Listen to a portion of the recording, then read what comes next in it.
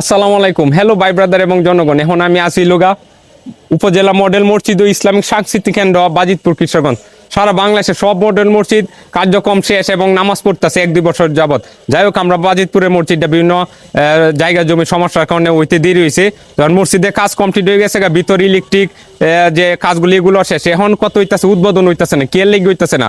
আমরা একটু খবর পাইলাম যে আগের যে মসজিদটা আছে নিডের যে বিদ্যুৎ বিল বলে বাহি এর লেগে এরা লাইন দিতেছে না, কেডা দিতেছে না। বাজিতপুর নির্বাহী প্রকৌশলীর কার্যালয় বিদ্যুৎ ও বিতরণ বিভাগ সরাসর যেমন বাজিতপুর উপজেলার কি উনারা নাকি বিদ্যুৎ বিল বাহিতে আগের মসজিদের উনাদের কাছে, কিন্তু মডেল মসজিদের তো নতুন, ওইটার সার্ভিস দেয় না কেন। ওনাদের দৃষ্টি আকর্ষণ আপনারা মডেল মসজিদের যে বিদ্যুৎ লাইন ওইটা দ্রুত দিয়ে দিবেন, কারণ বাজিতপুর মানুষের ইচ্ছা আকাঙ্ক্ষা এই মসজিদটা দ্রুত চালু হওয়ার জন্য।